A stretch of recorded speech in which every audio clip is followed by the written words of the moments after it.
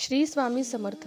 स्वामी आपल्याला दररोज कुणा ना कुणाच्या माध्यमातून संदेश पोहोचवत असतात.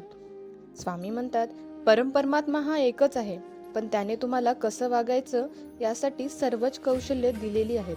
मग तुम्हीच ठरवायचं तुम्हाला चांगलं बनायचंय की वाईट. कारण 1-2 एकरचं शेत आहे आणि त्या शेतात विहीर एकच आहे आणि एकच मोठा पाईप आहे. तर मग त्या शेतात 3 प्रकारचे पीक आहेत. एक मिरचीचं जे तिखट असते, दुसरा कारल्याचं जे कडू असते आणि शेवटी तिसरं म्हणजे ऊसाचं पीक जे खूपच गोड आहे. तर मग या तिन्ही पिकांना पाणी मात्र एकाच विहिरीचं आहे. तरी पण एक पीक तिखट, दुसरं गोड आणि तिसरं मात्र कडू आहे.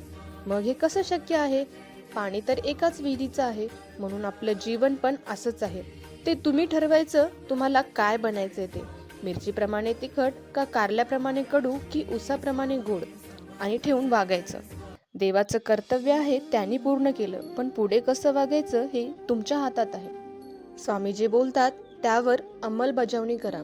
स्वामींचे विचार, संदेश आणि प्रेरणा ऐकण्यासाठी चॅनलला सबस्क्राईब करा. व्हिडिओ आवडल्यास लाईक करा आणि जास्तीत जास्त शेअर करा. श्री स्वामी समर्थ.